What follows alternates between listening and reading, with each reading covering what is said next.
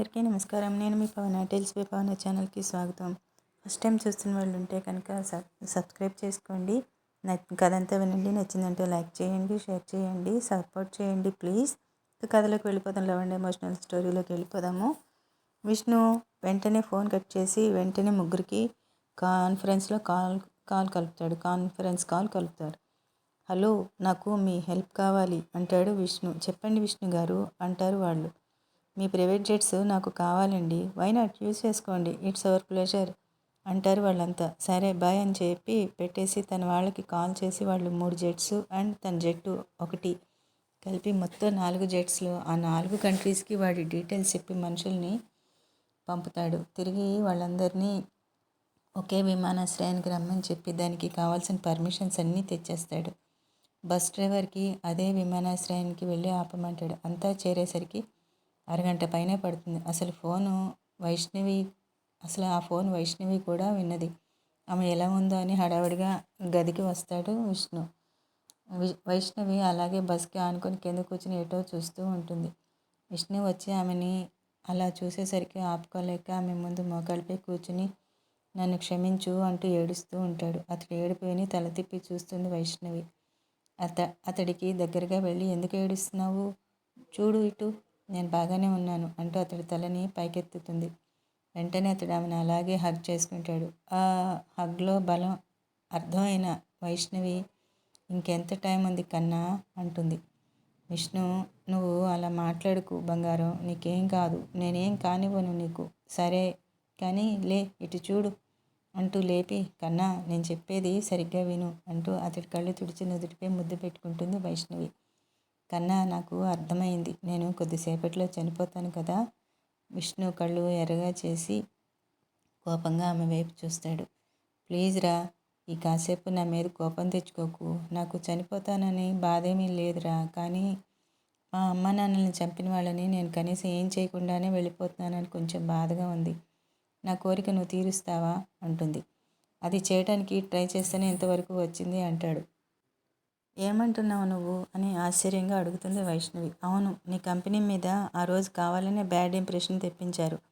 అది నిన్ను దక్కించుకోవాలి అని అలా చేశారు అని తెలిసింది. అది ఫెయిల్ అయ్యాక మళ్ళీ ఏదో ప్లాన్ వేస్తారు అండ్ మీ పేరెంట్స్ డెత్ వెనకాల కూడా వాళ్ళు ఉండి ఉంటారా అని అనుమానం వచ్చింది. దానికోసం ప్రయత్నం చేస్తే అది నిజమే అని తెలిసింది. వాళ్ళు ఏవో ప్లాన్స్ వేసి మిమ్మల్ని ఇబ్బంది పెట్టడం, మనం తప్పించుకోవడం కన్నా ఈసారి కలుగులో ఎలకల్ని నేనే బయటకు రప్పించాలని అనుకున్నాను. అందుకే పక్కా ప్లానింగ్తో రిసెప్షన్ ఏర్పాటు చేశాను. అనుకున్నట్లుగానే వాళ్ళు అటాక్ చేశారు. ఈ పెళ్ళి అదంతా ఊహించాను, కానీ ఇలా పాయిజన్ అదంతా ఊహించలేదు అంటూ ఆమె చేతులు పట్టుకుని ఏడుస్తాడు. Great, super, thank you so much అంటూ విష్ణుని కౌగిలించుకుంటుంది వైష్ణవి. నీకేమైనా పిచ్చి పట్టిందా అంటాడు విష్ణు. నిజంగా నాకు పిచ్చి హ్యాపీగా ఉంది. నువ్వు చెప్పిన దాన్ని బట్టి అమ్మా నాన్నల్ని చంపింది వాళ్ళేనా? వాళ్ళు నీకు దొరికిపోయారు కదా, ఇంతకీ ఎవరు వాళ్ళు అంటుంది. అలాగే తలదించి రాజేంద్ర అంటాడు విష్ణు. వాట్, రాజేంద్ర అంకులా? ఆయన మాకు శ్రేయోభిలాషి కదా. అమ్మ నాన్న చనిపోయినాక మా కంపెనీస్ వ్యవహారాలన్నింటిలో ఎంతో సహాయంగా ఉండేవారు అంటుంది. అవును, అలా నటిస్తూనే ఇదంతా చేశాడు. వాడి నష్టాల్లో ఉన్న కంపెనీ మీ నాన్నగారు కొని లాభాలు వచ్చేలా చేశారు. అది తట్టుకోలేని వాడు మిమ్మల్ని చంపి ఆస్తిని కాజేద్దాం అనుకున్నాడు. అప్పుడు నువ్వు మిగిలిపోయినావు. నిన్ను కూడా చంపేద్దాం అనుకున్నాడు, కానీ అప్పుడే వాడికి వెధవ ఐడియా వచ్చింది. నిన్ను వాడి కొడుక్కి ఇచ్చి పెళ్లి చేస్తే సరిపోద్ది కదా అని. అప్పటికే నీ వయసు తక్కువ అవడంతో మీకు హెల్ప్ చేస్తున్నట్లుగా నటిస్తూ మీతో ఉన్నాడు. మన పెళ్లి గురించి ఎప్పుడైతే తెలిసిందో వాడు మళ్ళీ పిచ్చి ప్లాన్స్ మొదలుపెట్టాడు. నేను వాడికి పూర్తిగా చెక్ పెట్టాలి అని ఇదంతా చేశాను, కానీ అంటూ అక్కడున్న వాటిని విసిరేస్తూ అంటాడు. ఓయ్, ఏంటిది, ఆపు, నేను బాగానే ఉన్నాను, తమరెందుకు ఇలాగా అయిపోతున్నారు? పోనీలే, నీ వల్ల నా కోరిక తీరింది, ఇప్పటికిప్పుడు చచ్చిపోయినా పర్వాలేదు అంటుండగానే వైష్ణవిని ఒక్కటి కొడతాడు విష్ణు. ఏమి, చనిపోయిన అమ్మ నాన్నల మీద ఉన్న ప్రేమలో కాస్తైనా నా మీద లేదా? వాళ్ళ కోసం చనిపోయినా పర్వాలేదు అంటున్నావు, నా కోసం బతకాలనిపించట్లేదా? ఇంకొకసారి చనిపోవడం గురించి మాట్లాడావంటే ఇప్పుడే నేను చంపి పారేస్తాను, నేను చస్తాను, గుర్తుపెట్టుకో అని విసిరిగా వెళ్ళి బెడ్ మీద కూర్చుంటాడు. ఇంతలో వాళ్ళ డోర్ని ఎవరో కొట్టడంతో తలుపు తీస్తాడు విష్ణు. సార్, విమానాశ్రయానికి వచ్చేసాము అంటాడు డ్రైవర్. సరే, నువ్వు వెళ్ళు అనేసి రూమ్ లోపలికి వచ్చి, బంగారం, నువ్వు చెప్పేది విను, నీకేం కాదు, కానివ్వను నేను నీకేమీని, అర్థమవుతుందా? నువ్వు ఇక్కడే ఉండు, నేను ఇప్పుడే వస్తాను అంటూ వైష్ణవి నుదుటిపై ముద్దు పెట్టుకుని బయటికి వస్తాడు విష్ణు. డాక్టర్ని పిలిచి నేను బయట ఉంటాను, రెప్ప కూడా వేయకుండా వైష్ణవిని గమనిస్తూ ఉండండి, తనేం అనిపిస్తోంది అన్నది మానిటర్ చేస్తూ ఉండండి అని చెప్పి వెళ్తాడు.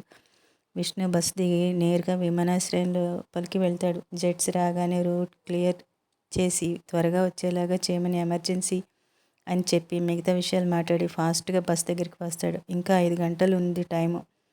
ఇక్కడ వాళ్ళు అక్కడికి వెళ్ళేలోపు వాడు తప్పించుకోకూడదని ఆ కంట్రీస్లో తన వాళ్ళకి ఫోన్ చేసి అక్కడ విమానాశ్రయాలన్నిటికీ మనుషుల్ని పంపి టీనేజ్ రెడ్ షర్ట్ వేసుకున్న అబ్బాయిని పట్టి ఉంచమని చెప్తాడు. వాళ్ళకి మళ్ళీ కాల్ చేస్తారు. కొందరు లేదు, దొరకలేదు, ట్రై చేస్తున్నామని చెప్తున్నారు. ఈలోపు వైష్ణవి బయటికి వస్తుంది. విష్ణు వెంటనే చూసి, బంగారం నువ్వెందుకు బయటికి వచ్చావు అంటూ కంగారుగా వస్తాడు. చెదిరిన జుట్టు, టక్ చేసిన షర్ట్ సహం బయటికి వచ్చి బాగా ఏడవడం వల్ల కళ్ళు పీక్కుపోయి దీనంగా కనిపిస్తున్నాడు మనిషి. ఎలా ఉండే మనిషి ఎలా అయిపోయినాడు. ఒక్కసారిగా ఇలా చూసేసరికి వైష్ణవి తట్టుకోలేక, ముందు లోపలికి రా నువ్వు అంటూ తీసుకెళ్తుంది లోపలికి. లోపలికి వెళ్ళాక విష్ణుని ఆమె బెడ్ మీద కూర్చోబెట్టి ఆమె ముందు మోకాళ్ళపై కూర్చుని, ఏమైందిరా, అంతా బాగానే ఉందా, ఏదైనా ఇబ్బందిగా ఉందా చెప్పు అంటూ అడుగుతాడు.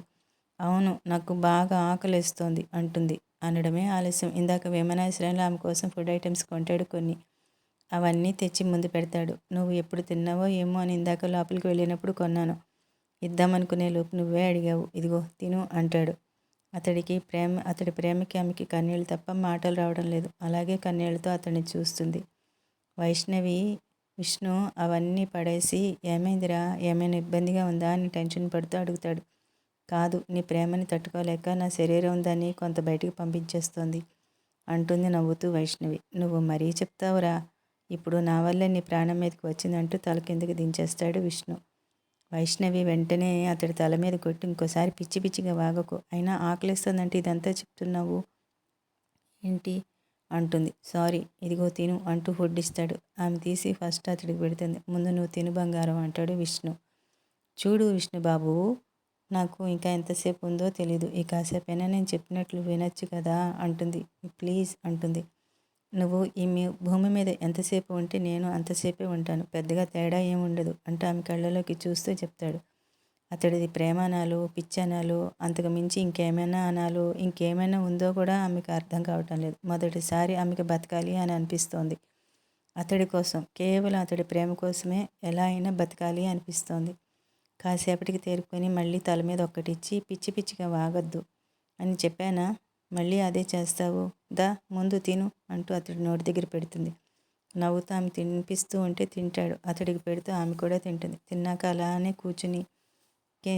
కింద కూర్చుని ఆమె ఒడిలో తలపెట్టుకుని పడుకుంటాడు విష్ణు. వైష్ణవి అతడి తల నిమురుతూ, కన్నా నీకు తెలుసా, నువ్వంటే ఎప్పుడు ప్రేమ పుట్టిందో తెలియదు, కానీ నువ్వు లేకపోతే ఉండలేనట్లుగా అయిపోయింది నా పరిస్థితి. అందుకే ఆ రోజు అంత రాత్రిపూట మీ ఇంటికి వచ్చేసాను అంటుంది నవ్వుతూ. నా పరిస్థితుల వల్ల నీకు ఈ విషయం చెప్పలేకపోయాను, కానీ నువ్వంటే నాకు చాలా ఇష్టం. మా అమ్మ నాన్న, ఆ ఇల్లు అన్నీ చాలా ఇష్టం. అక్కడ లైఫ్ చాలా సింపుల్గా హ్యాపీగా ఉంటుంది కదూ. అలా మాట్లాడుతూ ఉంటుంది. ఇంతలో విష్ణుకి దుబాయ్ నుండి కాల్ వస్తుంది. వెంటనే లిఫ్ట్ చేసి, నాజర్ చెప్పు, దొరికాడా అతను? అవును సాబ్, ఇక్కడే విమానాశ్రయంలో ఉన్నాడు, ఎవరితోనో మాట్లాడుతున్నాడు. నాజర్ వెంటనే వెళ్ళి వాడిని పట్టుకో, ఫాస్ట్. వాడు ఎక్కడికి పోవడానికి వీల్లేదు, వాడు పోతే నా ప్రాణం పోయినట్లే, గుర్తుపెట్టుకో అని ఫోన్ కట్ చేస్తాడు. వెంటనే విష్ణు లేచి, బంగారం నువ్వు ఇక్కడే ఉండు, నేను ఇప్పుడే వస్తాను అంటూ బయటికి వెళ్ళి డాక్టర్ని అక్కడ ఉండమని చెప్పి వెళ్తాడు. అప్పుడే విష్ణు ఫోన్కి మెసేజెస్ వస్తాయి. సార్ రీచ్డ్ వెంటనే దుబాయ్ జట్టు తీసుకువెళ్ళిన వాళ్ళకి కాల్ చేస్తాడు. హలో సార్, వచ్చేసాం, లోనికి వెళ్తున్నాం.